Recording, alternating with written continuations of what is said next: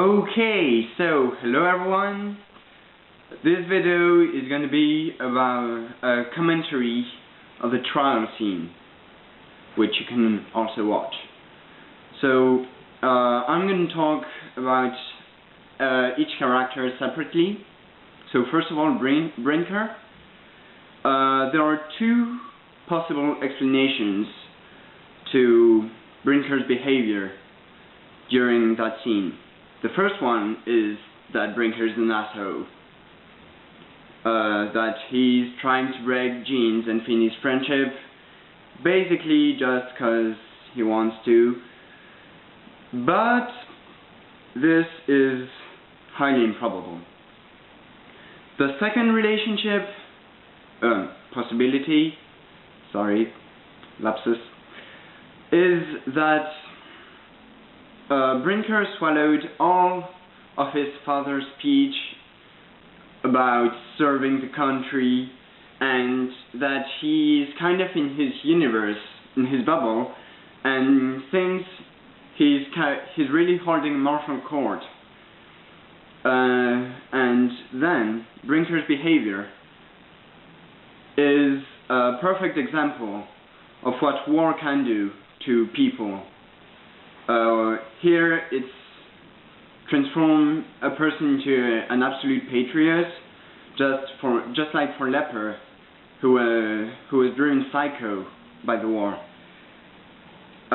Except that unlike Leper, Brinker has not even reached the war yet. It's just the atmosphere of the war. That's with Brinker. For Leper, Leper is kind of, as we had seen him in chapters 9 and 10, still deeply injured mentally by the war. But Leper is the only trustworthy witness in this trial. He's the only person who has no subjectivity. Brinker really wants Jean to be guilty, and I'm going to talk about Jean and Phineas next. Besides, Leper is the only one who has reached the stage of the war, and because Leper has been to the war, whereas Jean and Phineas, they have been destroyed even before getting to the war with the tree scene. But the trial scene also shows us that Leper has changed quite a lot, because his life, his life is no longer about skiing and finding beaver dams. Leper says himself that he is no longer a fool. Then Phineas.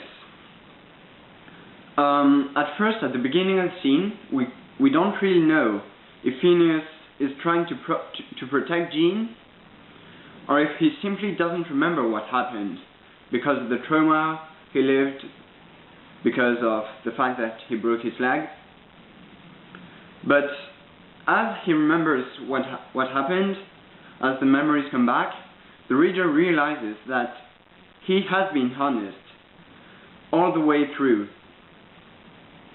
And when he realizes at last, even after Jean's confessions, which he didn't want to admit, that it was Jean who made him fall out of the tree, he gets angry, he gets even mad. And probably because now it's Brinker and Leper who make him realize, instead of simply Jean confessing. And so he's confronted with pure reality, and it's an absolute shock for him, which drives to his death. As for Jean,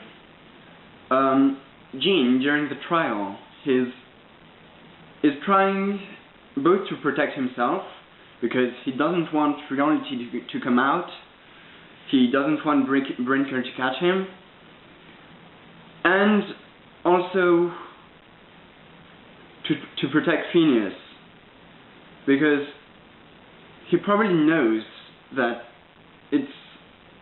the truth is going to be too great a shock for Phineas, because he didn't hide it, but considering Phineas' first reactions, he probably, not really knows, but he feels that it's going to be an absolute destruction for all of Phineas' conceptions about Jean being his friend, among other feelings. So Jean does all he can to prevent truth from coming out, but in the end truth comes out, and what he feared happens, and therefore that leads to Phineas's death.